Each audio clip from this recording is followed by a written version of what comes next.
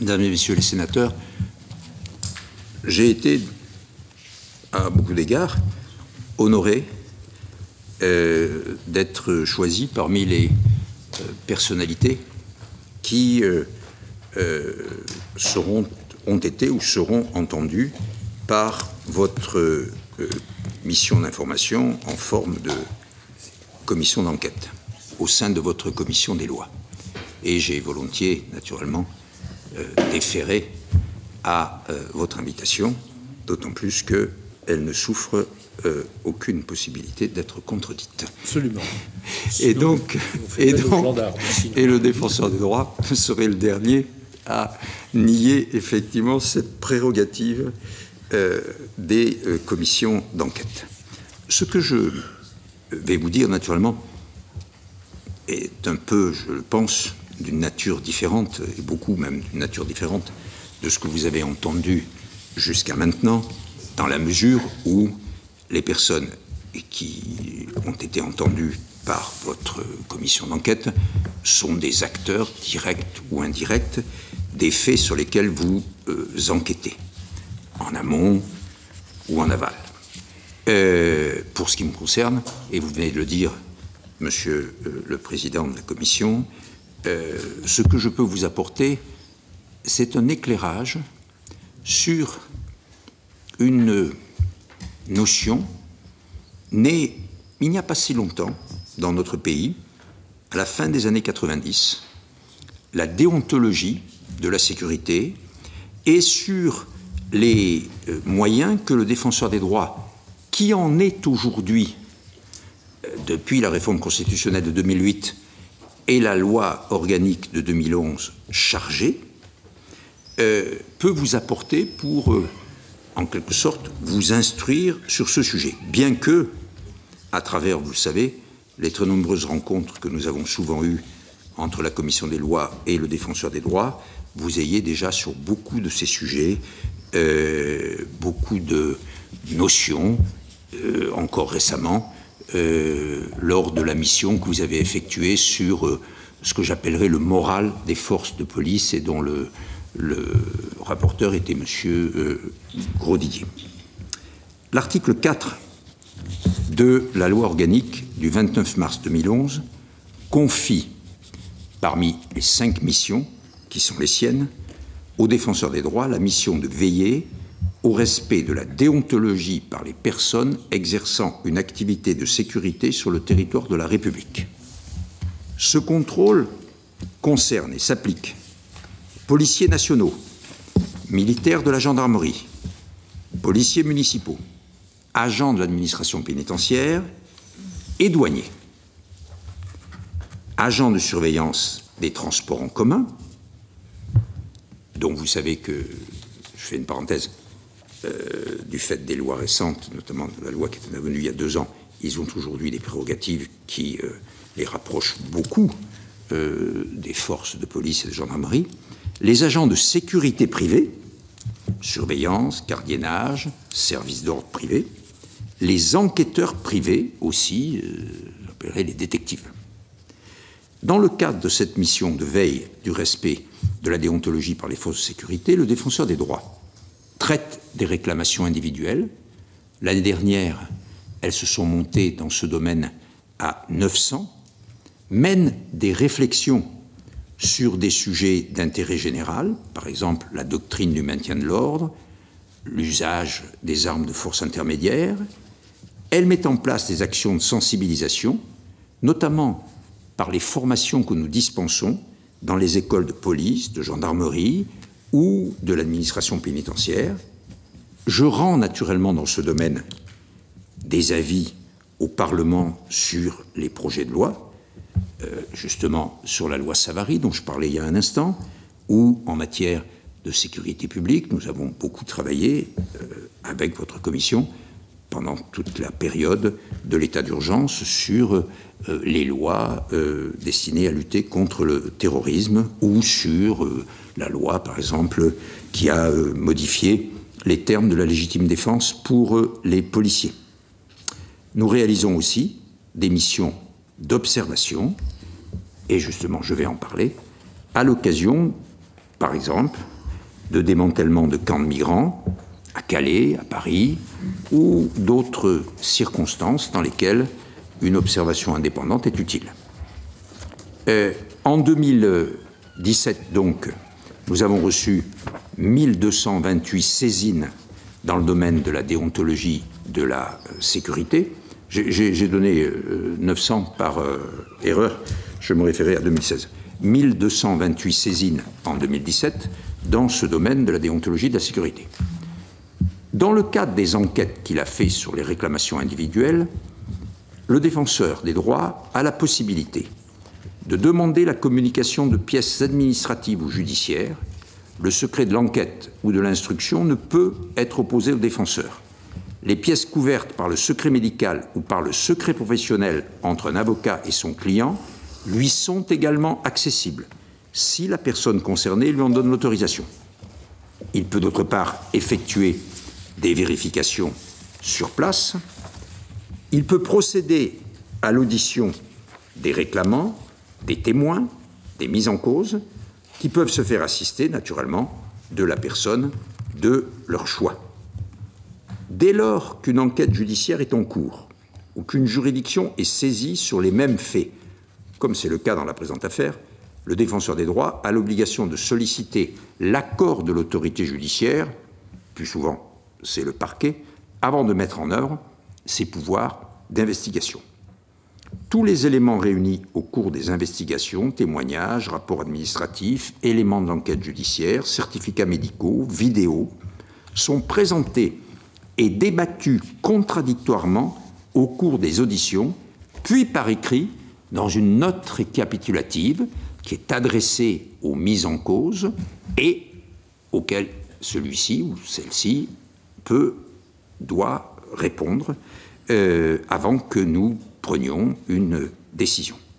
L'enquête menée aboutit donc à une décision écrite qui peut, en cas de manquement avéré, être assortie de recommandations visant à en prévenir le renouvellement et portant sur la nécessité d'engager des poursuites disciplinaires à l'encontre de l'agent mis en cause. Nous les demandons au ministre de l'Intérieur ou au ministre de la Défense, par exemple, ou au ministre de la Justice, peut emporter la modification de textes législatifs ou réglementaires ou un changement des pratiques.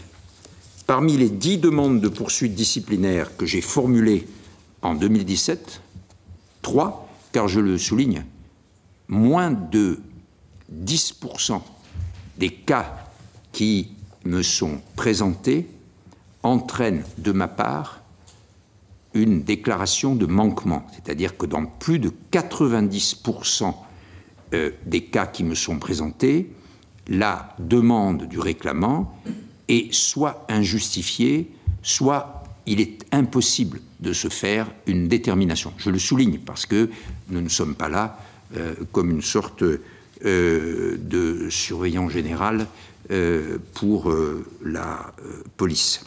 Donc parmi les 10 demandes de poursuite disciplinaire formulées en 2017, 3 ont mis en cause des comportements violents en cours d'opération de maintien de l'ordre. L'une, c'était l'utilisation d'un lanceur de balles de défense 40-46 de manière dissuasive, décision 2017-277. L'autre, des violences commises à l'encontre d'un manifestant à Paris, 2017-320. Et la troisième, des violences commises à l'encontre d'un manifestant à Paris également, 2017-321. C'est donc, Monsieur le Président, Mesdames et Messieurs les rapporteurs, fort de son expérience, de ses constats et de sa connaissance des règles qui régissent le comportement professionnel des membres des forces de sécurité que le défenseur des droits s'efforcera de contribuer à la mission de contrôle qu'exerce en ce moment la représentation nationale. En l'occurrence, je suis en mesure de vous apporter un éclairage sur le rôle des policiers nationaux concernant la présence d'observateurs extérieurs au sein d'une manifestation, leur encadrement, les limites de leurs prérogatives, les signes distinctifs dont ils peuvent être porteurs. Et d'autre part, vous faire part de réflexions générales, dès lors que je ne suis pas saisi, sur la réaction des policiers lorsque les observateurs prennent une part active à une opération de maintien de l'ordre et sur les suites à donner sur un usage de la force susceptible d'être qualifié, selon la déontologie de la sécurité, de disproportionné. Il y a aussi une question que je qualifierais d'annexe, mais je veux la mentionner. Qu'en est-il de l'éventuelle compétence du défenseur des droits concernant M. Benalla, dès lors qu'il est habilité à exercer des activités de sécurité privée par le CNAPS, le Centre national des activités, mais qu'il conviendrait de connaître son rôle et ses missions exactes pour déterminer s'il exerce à titre principal une activité de sécurité. Première série d'observations, Monsieur le Président, le cadre général de la présence d'un observateur accompagnant les forces de l'ordre. Je ferai d'abord mention de notre expérience, de l'expérience du défenseur, et d'autre part, j'évoquerai les difficultés qui sont posées par l'affaire dont vous êtes saisi sur ce sujet, c'est-à-dire la présence d'un observateur accompagnant les forces de l'ordre.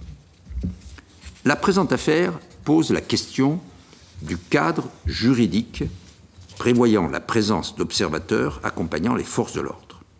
À notre connaissance, ce cadre n'est pas formalisé ni par des notes, ni par des instructions.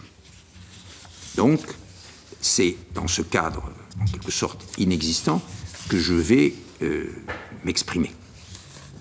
L'expérience du défenseur des droits en tant qu'observateur est certaine. Bien que non formalisée, la présence d'observateurs accompagnant les forces de l'ordre est possible. Et c'est ainsi qu'à ma demande, en lien avec le ministre de l'Intérieur et le préfet de police de Paris, plusieurs de mes agents ont été observateurs au cours d'opérations de maintien de l'ordre. À l'invitation du ministre de l'Intérieur lui-même, M. Cazeneuve, à Calais, à l'occasion du démantèlement du camp de la Lande en octobre 2016. Après avoir informé le préfet de police à l'occasion du démantèlement du camp de migrants de Stalingrad à Paris en novembre 2016. Sur invitation du préfet de police lors du défilé du 14 juillet 2017. Et très récemment, après que j'en ai informé le préfet de police, à l'occasion de l'évacuation du campement de migrants de la Villette, le 30 mai 2018. Chacune de ces missions d'observation a été préparée en toute transparence, avec la collaboration des autorités de police, par le biais de contacts téléphoniques, puis formalisés par des échanges de mails et de courriers. Sur chacune de ces opérations, les agents du défenseur des droits avaient pour unique mission d'observer le travail des forces de l'ordre et la prise en charge des personnes, et notamment des migrants, et avaient pour instruction de ne pas intervenir dans les opérations en cours. Ils disposaient d'un numéro de téléphone leur permettant de se mettre rapidement en contact avec un policier référent, joignable en cas de difficulté. Ils étaient présents à la fois sur le terrain avec les policiers et les gendarmes et au centre d'information et de commandement pour avoir une vision plus globale du déroulement des opérations. Ils ont également pour consigne de présenter systématiquement leur statut et le but de leur présence lorsqu'ils entrent en contact avec une personne, quelle que soit sa qualité, et sont aisément identifiables par le port d'un brassard bleu qu'ils portent sur le bras et sur lequel est inscrit « Défenseur des droits ». Voici le brassard que portent les observateurs du défenseur des droits lorsqu'ils font des observations. Ça n'a l'air de rien, mais ça accrédite naturellement la mission qu'ils effectuent. Ils sont donc aisément identifiables par le port de ce brassard. À l'issue de ces opérations d'observation, qui se sont toujours déroulées dans de bonnes conditions, y compris, je le dis, dans les circonstances les plus difficiles, et notamment, vous en souvenez tous, quand le camp de la Lande à Calais a été évalué en octobre 2016. À la suite de ces opérations qui sont toujours déroulées correctement, les agents du défenseur des droits ont systématiquement rédigé des rapports mentionnant leurs constats. Voilà, Monsieur le Président, l'expérience vécue de l'observation par le défenseur des droits. Les difficultés posées par la présente affaire. Quant à l'observateur, son statut, sa conduite, il est difficile de déterminer avec certitude la procédure à suivre pour solliciter et obtenir une habilitation pour être observateur. Je vous ai dit ce que nous faisions, nous, dans le cadre de notre mission, mais ça ne répond à aucune je dirais, règles préétablies. Deuxièmement, il est difficile de déterminer la personne qui a autorité pour délivrer une habilitation, de déterminer le but de la présence des observateurs en général, et en l'espèce, au regard de leur fonction à l'Élysée, de déterminer quelles sont les instructions transmises aux observateurs sur leurs prérogatives, leur marge de liberté,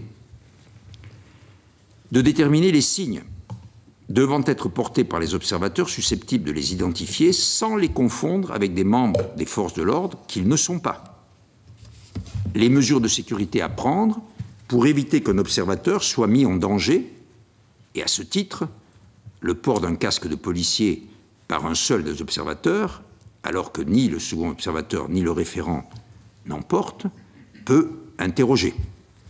Le rôle du policier référent, qui dans la présente affaire accompagnait les deux observateurs. L'obligation de rédiger des rapports par les observateurs et leurs référents à l'issue de l'observation. L'organisation de réunions de préparation et de compte-rendu permettant d'organiser l'observation dans les meilleures conditions et de faire un retour d'expérience sur les constats et les éventuelles difficultés rencontrées. Sur tous ces points, il n'y a pas en réalité de règles. Il existe probablement des habitudes, il existe des façons de faire, et je ne les mets pas en cause, mais je pense qu'elles n'ont pas naturellement la certitude que peuvent comporter des règlements. Et c'est pourquoi je ferai, Monsieur le Président, une recommandation devant votre commission, c'est celle de formaliser un cadre juridique sur la présence d'observateurs accompagnant les forces de l'ordre. Et ces cadres juridiques devraient notamment concerner la situation des référents aussi, ce qui devrait permettre à l'avenir de résoudre certaines des difficultés soulevées par la présente affaire. Maintenant, mes observations sur les faits qui se sont produits le 1er mai 2018 et qui sont à l'origine de la mission d'information devant laquelle je suis entendu. Dans ce type de situation, je peux dire ce que mes services feraient. Ils mèneraient une instruction contradictoire en demandant communication des différents rapports qui ont été rédigés, des enregistrements vidéo conservés et en procédant aux auditions des protagonistes. Mais dès lors que je ne suis pas saisi de cette situation, mes observations seront donc formulées sous forme d'interrogation et non de constat sur le déroulement des faits que, par définition, je n'ai pas pu faire. Autrement dit, qu'aurait fait le défenseur des droits s'il avait été saisi en mettant en œuvre les méthodes d'instruction qu'il utilise couramment afin d'accomplir sa mission de contrôle de la déontologie de la sécurité? Je vais d'abord parler de l'ordre de procéder à des interpellations. Sur une vidéo, il semble que l'on aperçoit les deux personnes interpellées jeter chacune un projectile sur les forces de l'ordre. Si ces faits étaient confirmés, les conditions pour procéder à leur interpellation paraîtraient réunies. Reste à déterminer qui a donné l'ordre de procéder aux deux interpellations visibles sur les vidéos. Pour quelles raisons les observateurs, dont on sait désormais qu'ils ne sont pas membres des forces de l'ordre, ont-ils pris une part active dans l'interpellation de deux personnes, notamment en faisant usage de la force à leur encontre? Pour quelles raisons cet ordre n'a-t-il pas été exécuté exclusivement par des policiers? Voilà pour ce qui concerne les questions sur les interpellations. Deuxième série de questions que je me poserai, si j'étais saisi, la proportionnalité de l'usage de la force. Les images vidéo pourraient laisser penser que l'usage de la force par les deux observateurs au cours de leur intervention n'est pas proportionné au comportement des deux personnes interpellées au moment où ces gestes sont pratiqués. Ces gestes ne semblent pas correspondre aux gestes techniques enseignés aux policiers. C'est l'expression qui est employée dans la police. De façon générale, sur toutes les affaires comparables, le défenseur des droits apprécie la proportionnalité de l'usage de la force au regard notamment du but poursuivi lors de l'intervention, du contexte d'intervention, du comportement de la personne appréhendée et des lésions médicalement constatées après l'intervention. Des éléments touchant à la personne du réclamant, tels que l'âge ou l'état de santé, entrent également en ligne de compte, de même que les gestes techniques ou l'arme utilisée. Ainsi, parmi les nombreuses affaires traitées en la matière depuis sa création, le défenseur des droits a constaté un usage disproportionné de la force et recommandé des sanctions disciplinaires dans 7 affaires s'étant déroulées dans un contexte de maintien de l'ordre. Dans 3 affaires, il s'agissait d'un usage disproportionné de lanceurs de balles de défense sur des manifestants alors que les circonstances ne le justifiaient pas. Bien entendu, je donnerai, autrement que verbalement, toutes les références de toutes les décisions dont je parle. Bien entendu, Madame la rapporteure, mais comme vous le savez, tout est sur mon site, hein, donc, mais je vous donnerai les références précises. Une autre affaire, c'est l'utilisation de gaz lacrymogène sur des manifestants pacifiques. 2 affaires concernent des coups portés à des manifestants qui étaient déjà maîtrisés. Et enfin, c'est une affaire d'ailleurs très récente que je viens de passer devant le collège que préside Claudine Angélie Trocaz, c'est-à-dire le collège consultatif concernant la déontologie de la sécurité. C'est une affaire qui concerne un manifestant qui a été piétiné à l'occasion de ce qu'on appelle techniquement un bond offensif d'une unité de police. À ce point, je sortirai simplement des constats que j'ai faits donc dans ces 7 affaires et des interrogations qu'on peut avoir sur l'affaire qui vous occupe, pour me dire qu'il y aurait probablement à réfléchir sur la légitimité et l'intensité de l'usage de la force par les membres des forces de sécurité. Est-ce que, en quelque sorte, l'intensité est aujourd'hui acceptée, une forte intensité, est aujourd'hui acceptée davantage, comme certains le disent? Est-ce qu'au contraire, et notamment du fait de la diffusion, et on en a un exemple encore dans notre affaire, ici, du fait de la diffusion instantanée et très large des images prises par des observateurs extérieurs de toute nature, est-ce qu'au contraire, il y a une plus grande sensibilité à l'usage de la force? La question me paraît devoir, à la fois, à l'occasion des opérations de maintien de l'ordre, mais aussi de manière générale dans les interventions individuelles des membres des forces de sécurité, cette question me paraît devoir être posée. J'ai, depuis 48 heures, écouté beaucoup des personnalités que vous avez interrogées, et certaines ont considéré que l'intervention était proportionnée, d'autres, au contraire, que non. Nous constatons que, dans notre travail quotidien, quand nous proposons, par exemple, une sanction disciplinaire pour usage disproportionné de la force, le plus souvent, les autorités hiérarchiques, c'est-à-dire le ministre de l'Intérieur, nous répond que ce n'est pas ce qu'il a jugé et que donc il ne donnera pas suite à notre demande de sanction disciplinaire. Vous voyez que cette appréciation, elle me paraît tout de même, comment dirais-je, valoir une véritable interrogation à la fois juridique et politique. C'est ce que je me permets en tout cas de suggérer. Et pour ma part, et pour notre part, je le dirai tout à l'heure, dans les travaux que nous avons faits sur la doctrine du maintien de l'ordre, ce sont des questions que nous nous sommes posées. Troisième point, la réaction des fonctionnaires de police lorsque les observateurs font usage de la force. La réaction des policiers qui était présent pendant que les observateurs font usage de la force, évidemment, pose différentes questions. Que voient-ils? Que font-ils? Quelles instructions reçoivent-ils? Que savent-ils à ce moment-là du statut des deux observateurs? Il semble que les policiers s'éloignent de l'action et qu'aucun agent de la force publique ne s'interpose lorsque M. Benalla maîtrise violemment le jeune homme.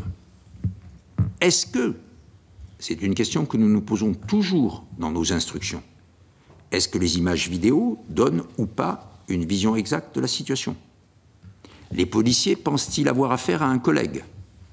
Connaissent-ils le statut des deux observateurs?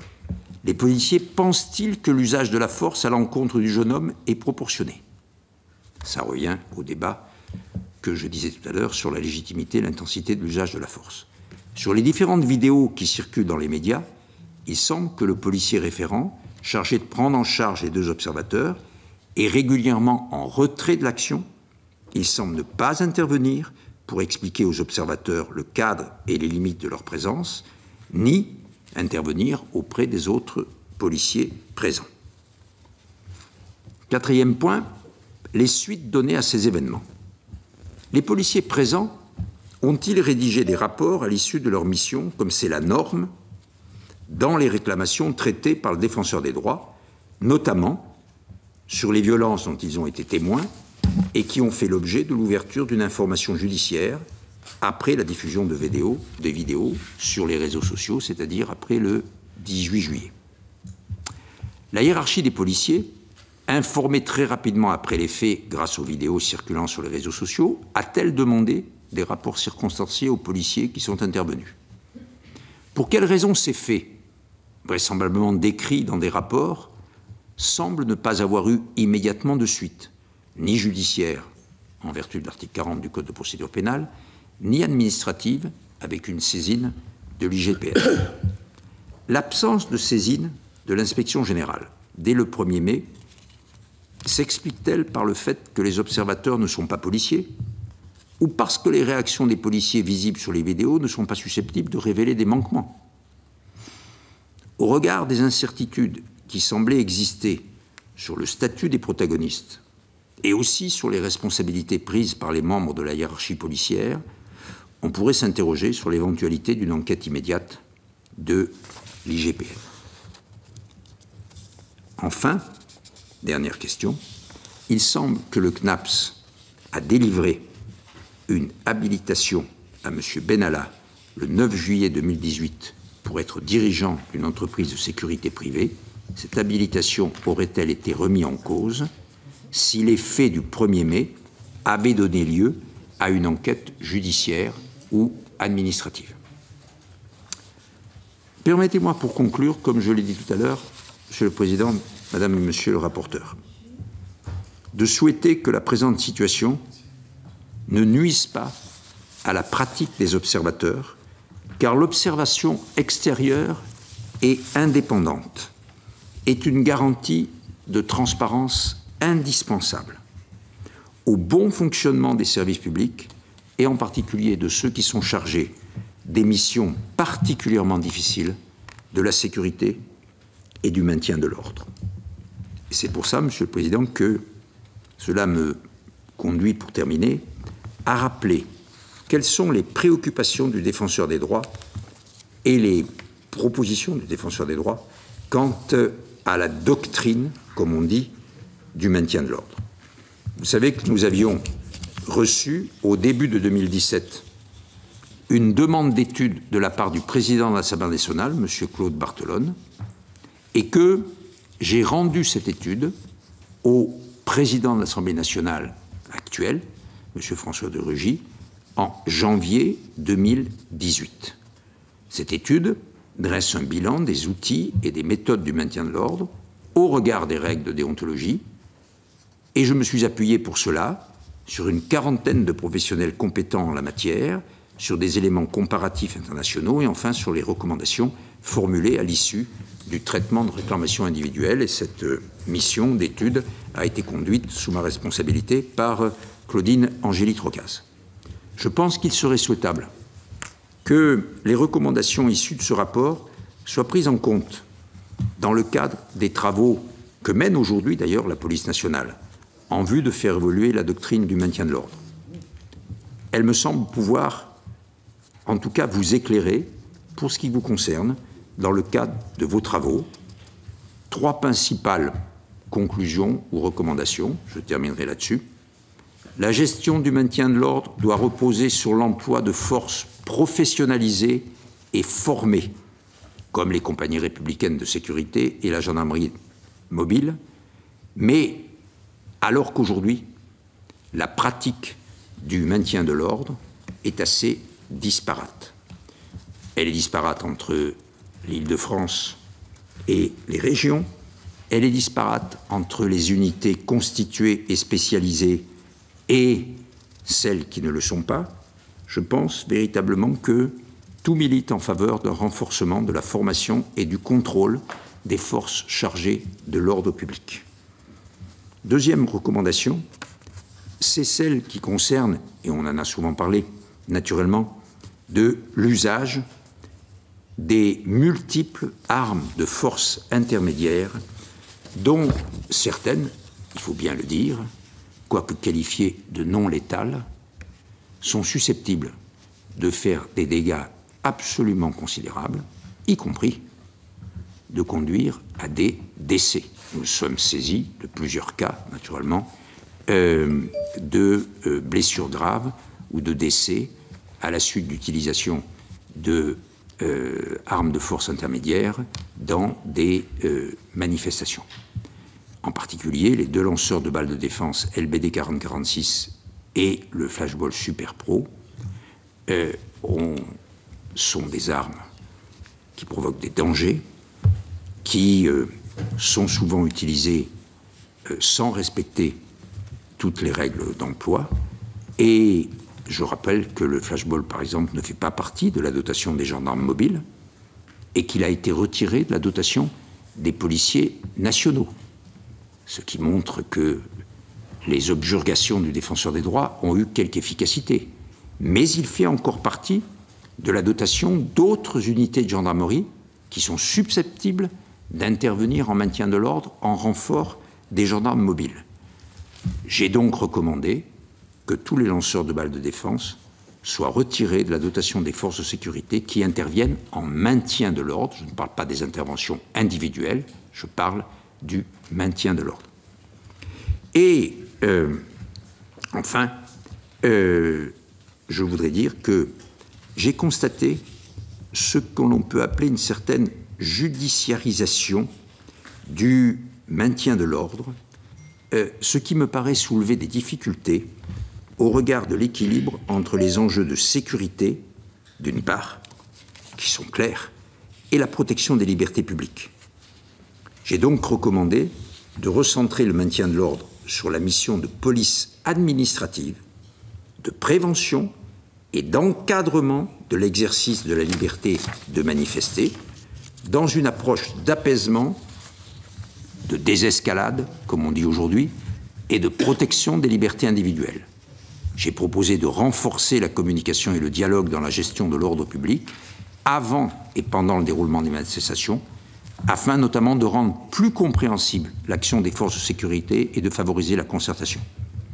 Et enfin, j'ai proposé de limiter le recours à certaines techniques attentatoires aux libertés, telles que l'encagement, les contrôles délocalisés, ce qui soulève à nouveau naturellement la question plus générale des contrôles d'identité, et d'autres pratiques mises en œuvre dans le cadre de l'état d'urgence, les zones de protection, les filtrages, etc.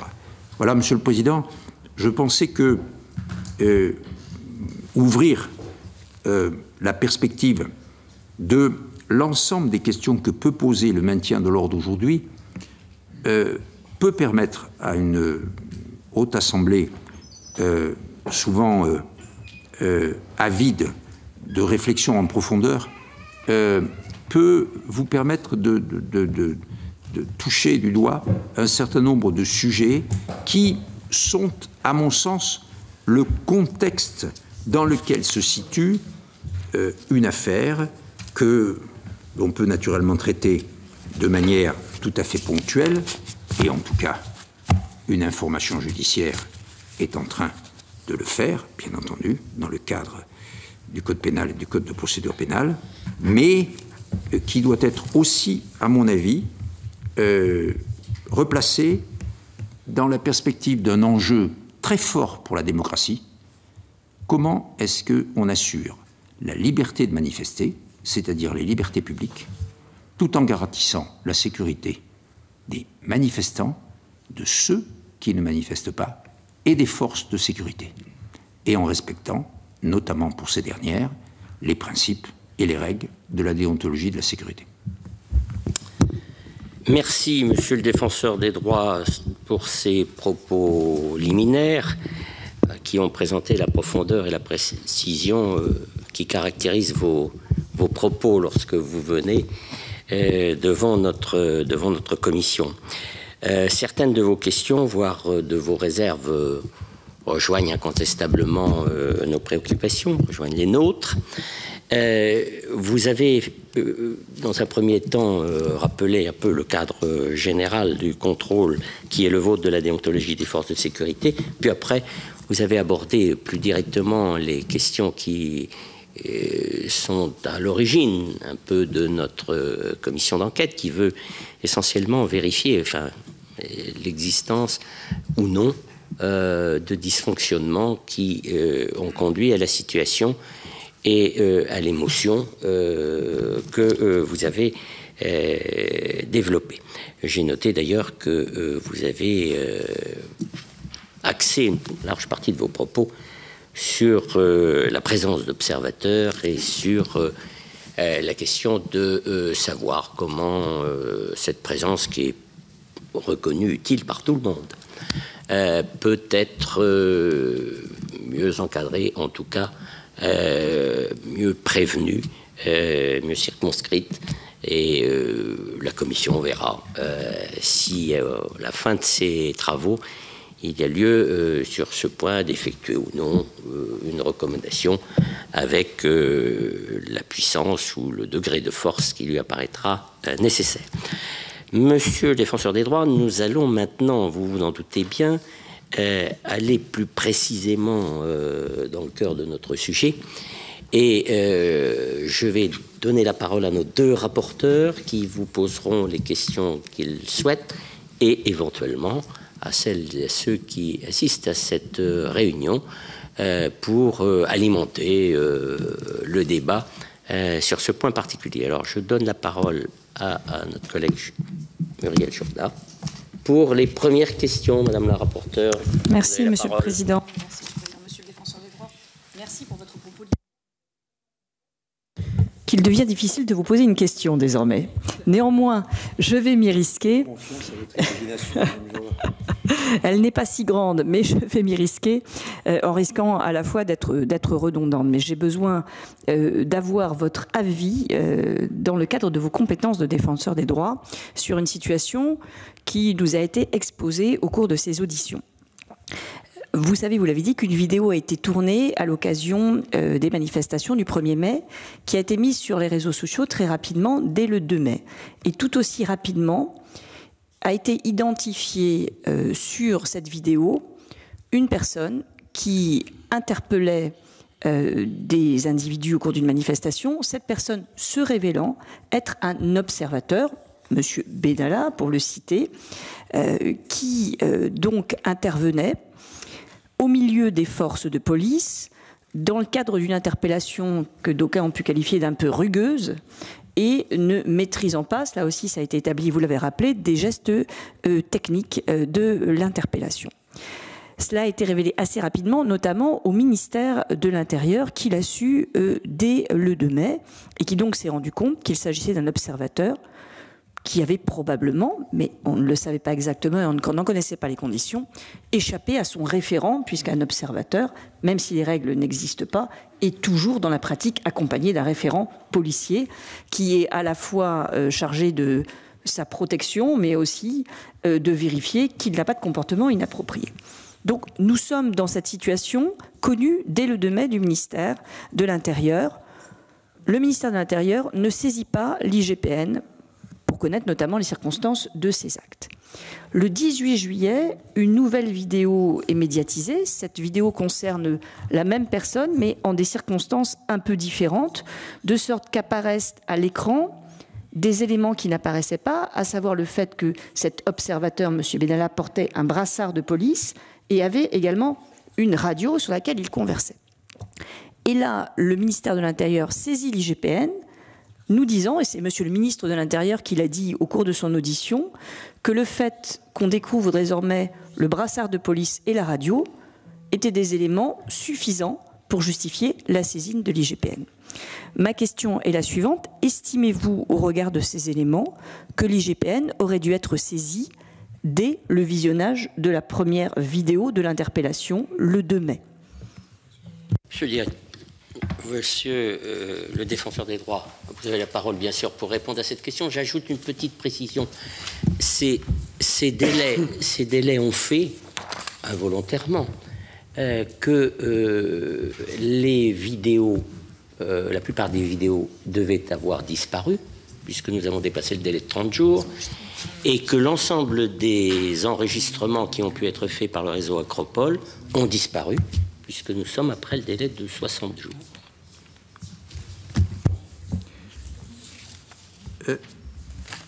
Madame la rapporteure,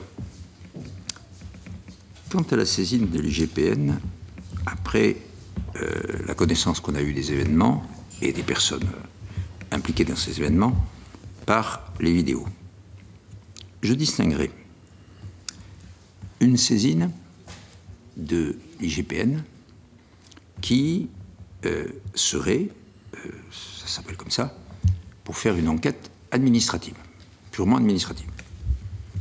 À ce moment-là, elle pouvait porter sur les personnes qui peuvent faire l'objet d'une enquête administrative, c'est-à-dire les policiers, mais elle ne pouvait pas porter sur les personnes qui n'étaient pas des policiers. Et en l'occurrence, sur les deux observateurs. Première réponse, donc je dirais une ouverture de l'enquête administrative relativement étroite. Ensuite, ouverture d'une enquête judiciaire dont l'IGPN a le pouvoir, de faire. Là-dessus, cette ouverture pouvait être justifiée par la violence, les faits eux-mêmes, qui pouvaient naturellement être considérés comme constitutifs, éventuellement, d'infractions pénales. Sur ce point, j'ai observé que la directrice de l'inspection générale, ce matin, lorsque vous l'avez entendu, a justement expliqué que cela n'avait pas été fait parce que la force qui avait été employée, les gestes qui avaient été faits, etc., avaient été considérés comme proportionnés, en quelque sorte, ou non violents, ou pas suffisamment violents pour entraîner l'ouverture de cette enquête. Et c'est un peu à partir de cette réflexion qui a été faite ce matin par Madame Monnet-Génu-Sorbier que je vous ai posé tout à l'heure la question de légitimité, intensité de l'usage de la force par les forces de sécurité. Est une question qui mérite d'être posée suivant les points de vue que l'on a. Donc, sur l'enquête administrative comme sur l'enquête judiciaire, voilà le positionnement de la question.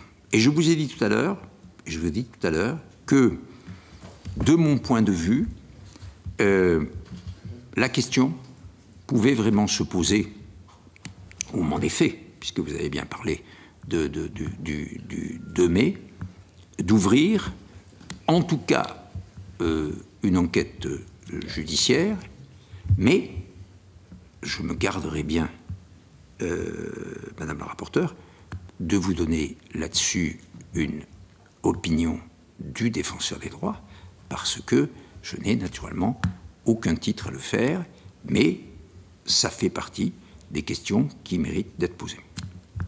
Madame la rapporteure, vous voulez préciser peut-être votre question ou Oui, j'en avais une autre. Non, pas du tout. Je prends note de la réponse de Monsieur le Défenseur des droits et je l'en remercie. Ma question, en réalité, ne portait pas tant sur l'IGPN elle-même, car il nous a été expliqué ce matin qu'ils ignoraient totalement qu'il s'agissait d'un observateur. Ils pensaient qu'il s'agissait d'un policier, ce qui permet effectivement de considérer les choses différemment. Il portait sur le fait que les personnes qui avaient la connaissance de la qualité d'observateur, c'est-à-dire du fait que nous étions totalement hors d'une interpellation normale, auraient pu s'interroger et peut-être se répondre favorablement sur la saisine à ce moment de l'IGPN, voire l'usage de l'article 40. Oui. Alors, effectivement, il y a deux questions. Qu'on saisisse l'IGPN ou que l'IGPN se saisisse. Enfin, c'est bon. Oui. Mais là, Madame la rapporteure, permettez-moi de vous dire que votre commission d'enquête y parviendra peut-être, mais moi, je serai bien impuissant à sonder les reins et les cœurs de ceux ou de celles dont vous parlez. Merci beaucoup. Madame la rapporteure, voulez-vous poser une autre question maintenant, attendre éventuellement, ou renoncer à poser les questions? La commission d'enquête s'applique à moi quasiment. Oui. Pour l'instant, je cède mon tour à ceux qui veulent poser des questions.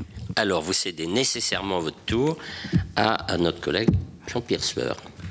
Bien, merci, Monsieur le Président. Donc, en ma qualité de co-rapporteur, puisque nous sommes deux rapporteurs, Monsieur Toubon, défenseur des droits. Je voulais d'abord vous dire que votre discours liminaire, extrêmement élaboré, sera précieux, car vous entendant, je me disais qu'on pourrait presque réfléchir à une proposition de loi qui permettrait d'appréhender toutes ces situations d'observateurs lors diverses actions relatives à la sécurité ou d'autres, parce que c'est vrai que le statut est assez flou.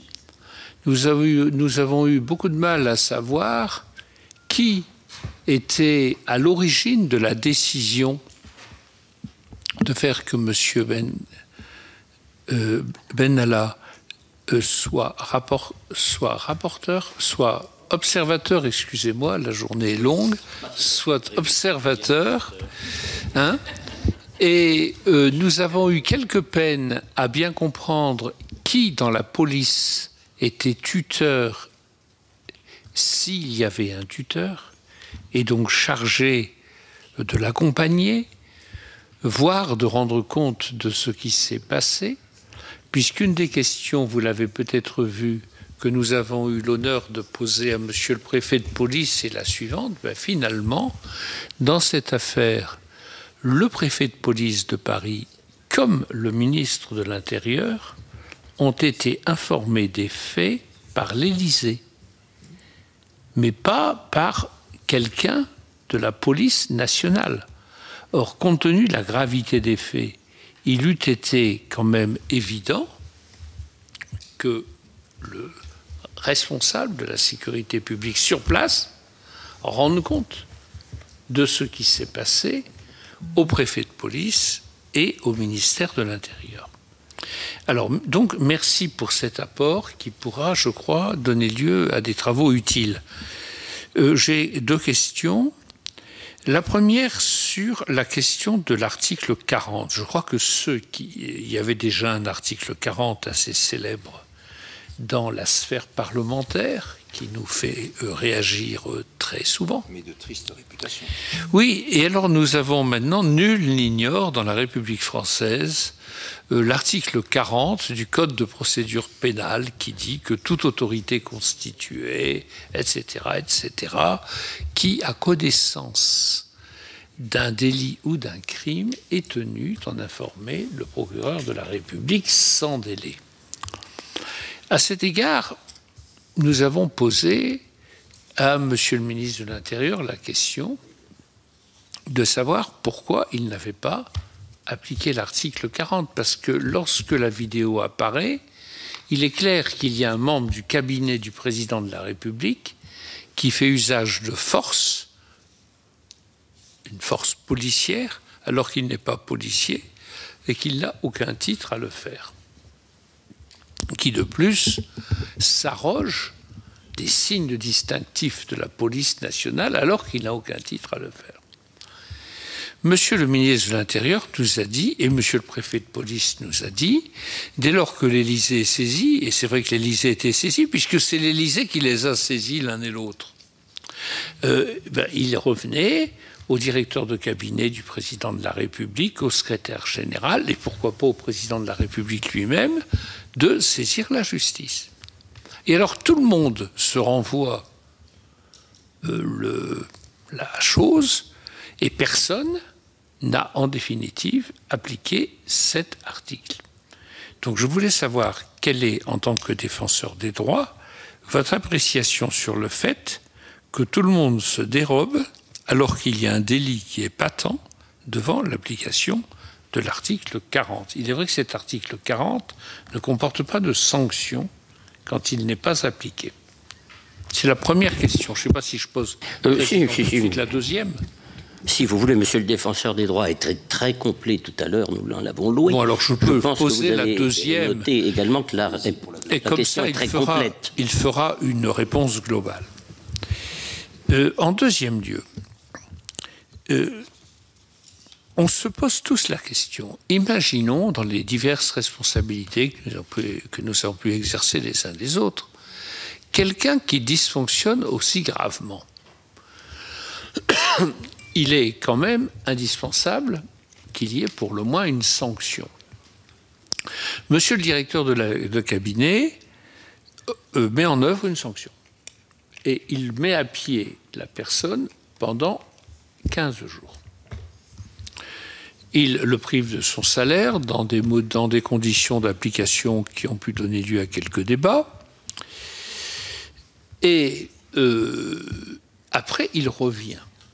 Mais moi, j'ai un réflexe un peu peut-être instinctif, monsieur et peut-être trop. Une personne comme ça, moi, si j'étais le patron, j'aurais plutôt comme idée de l'exfiltrer totalement et de faire que si, au bout des 15 jours de mise à pied, il garde son emploi, de le mettre dans un service administratif, par exemple aux archives ou dans d'autres services, non pas dans un placard. Car j'ai toujours été, non, Madame Benbassa, j'ai toujours été opposé à toute placardisation parce que c'est une manière de se moquer des gens et de mépriser ce que tout être humain peut apporter au service public.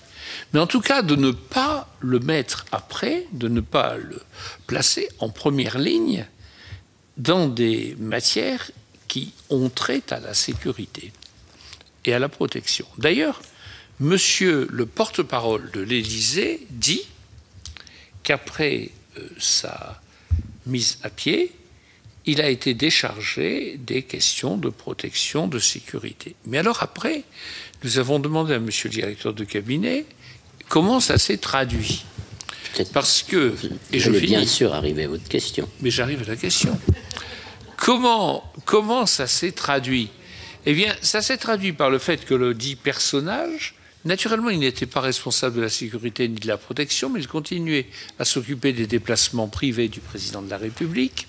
Et pour ce qui est de la vie publique, il apparaissait dans des fonctions tout à fait officielles, qu'il s'agisse d'accueillir à Roissy les Bleus et de l'en transporter, il était dans le bus avec les joueurs, les footballeurs, et d'ailleurs, il a demandé que le bus aille plus vite, de manière à respecter l'horaire, alors que des gens étaient là, Monsieur le Président, depuis 4 heures, en train d'attendre.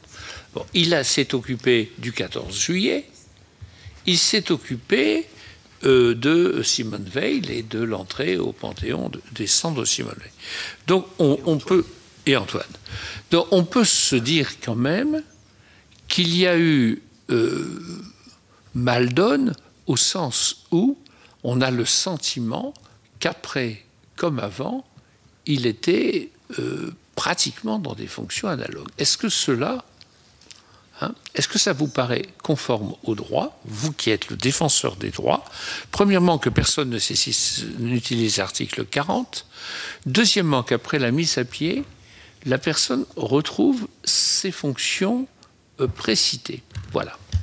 Merci beaucoup de cette question encore à la fois très complète. Allez-y, monsieur le défenseur. Je répondrai d'abord. monsieur le co-rapporteur, sur la deuxième question. Moi, je ne peux, dans ce genre de situation, que proposer des solutions de droit. Et quand je dis des solutions de droit, je veux dire des solutions qui soient respectueuses du droit et des droits, y compris des droits de la personne concernée, naturellement. Bien. Et que, en quelque sorte, en vertu de ces principes, je récuse ce qui est souvent pratiqué, ce que j'appellerais les solutions ou les formules dissimulées.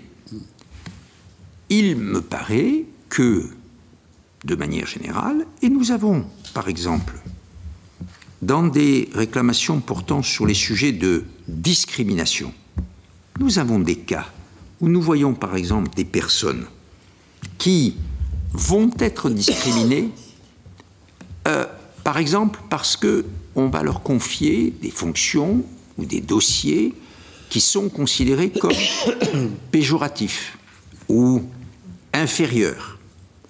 Ce n'est pas une vraie sanction, mais nous l'analysons, et notamment lorsque ça s'applique à des personnes en raison de leur santé, de leur âge, de leur handicap, de leur grossesse, de leur orientation sexuelle, nous l'analysons comme une discrimination.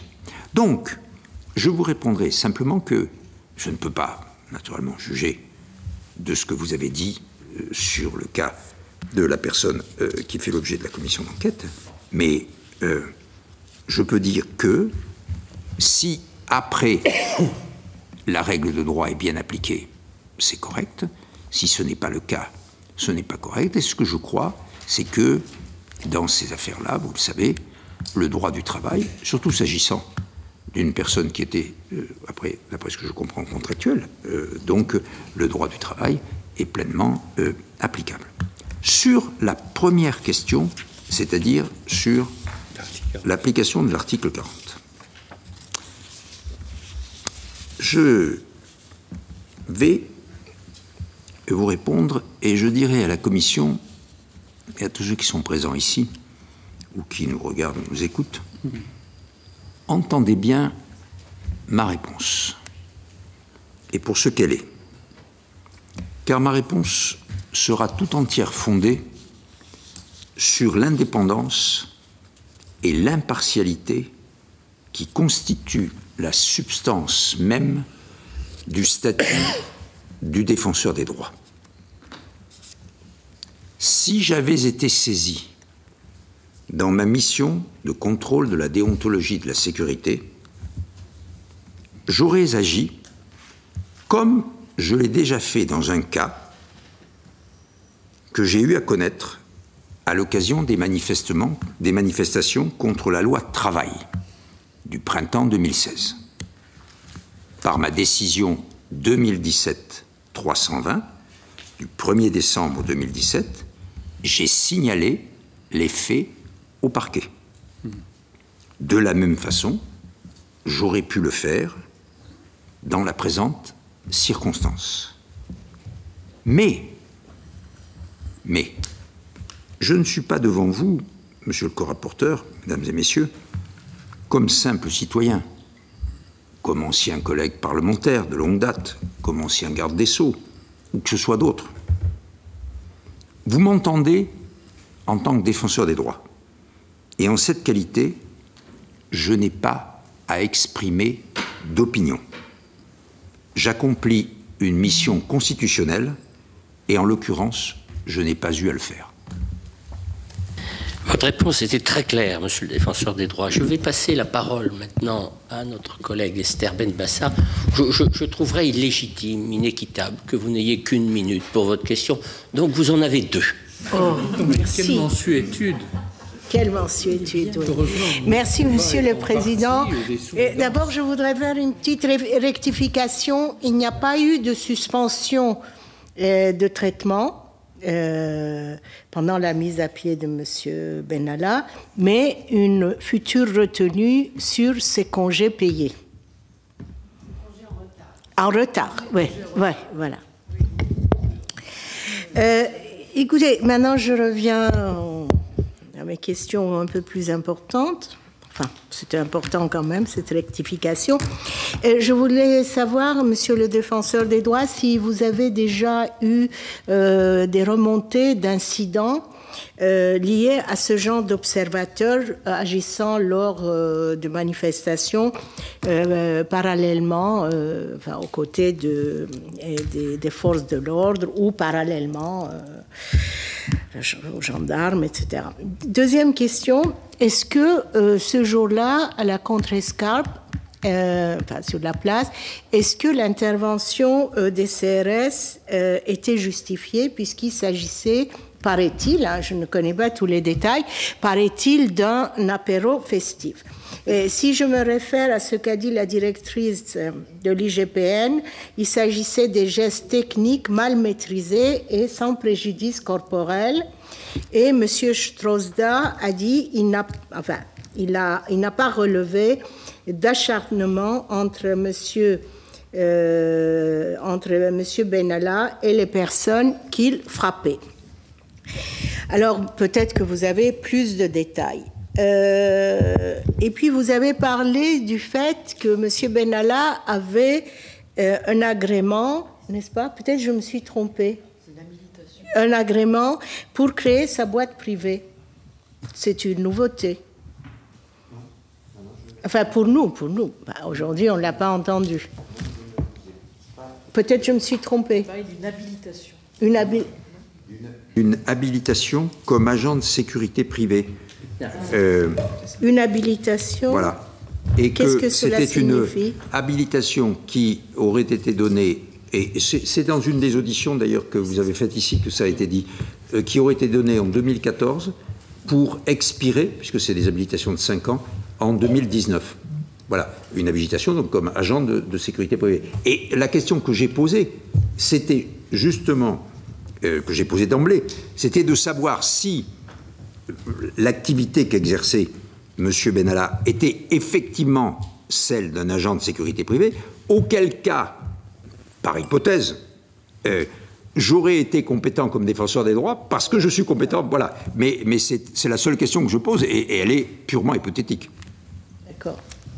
Et en ce qui concerne Madame Benbassa, premièrement, nous n'avons pas eu de cas où nous avons eu à mettre en cause en réalité, pour leur comportement, des observateurs. En revanche, nous avons eu souvent de fois des cas où les observateurs au sens général pouvaient se trouver victimes, en quelque sorte, des agissements de la police ou de la gendarmerie, et donc venir réclamer chez nous.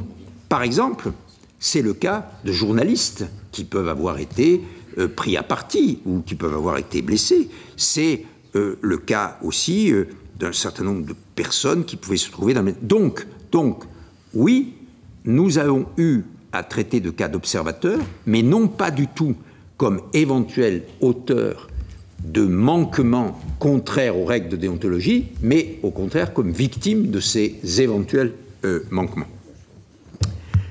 Je ne peux pas, naturellement, vous dire exactement ce qu'il en est, et vous avez fait allusion à la déposition du directeur de cabinet du président de la République, de la directrice de l'inspection générale de la police nationale, de ce qu'il en était de la manifestation qui se déroulait place de la Contrescarpe.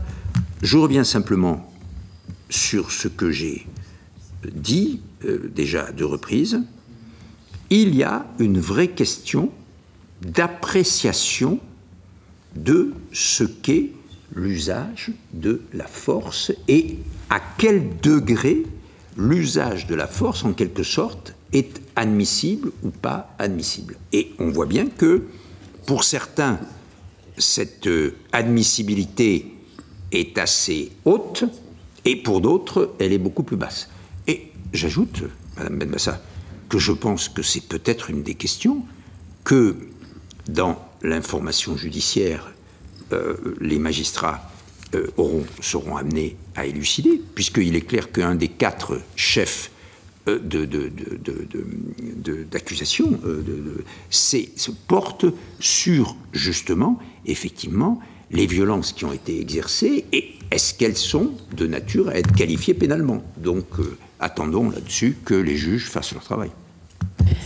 Merci beaucoup, monsieur le défenseur des droits, une nouvelle fois, et en raison même de l'attachement au Sénat, et en particulier à la Commission des lois. Oh, vous vouliez poser une question? Ah, mais c'est toujours possible. Allez-y. Une question très, très courte. Vous nous avez parlé d'éléments distinctifs qui permettent de distinguer un observateur d'un policier en mission et en exercice. Et vous nous avez montré ce magnifique brassard. Au vu, non mais au moins parfaitement artisanal. Non mais parfaitement lisible en tout cas.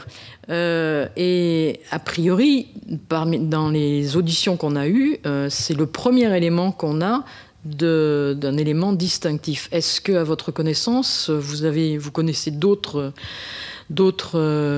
éléments distinctifs, puisque celui-là, c'est vraiment celui qui est attribué aux représentants des défenseurs des droits. Parce que d'après les auditions, nous, on a retenu simplement que les observateurs étaient dotés d'un casque de protection, ce qu'on peut imaginer, éventuellement d'un gilet pare-balles, et puis c'est tout.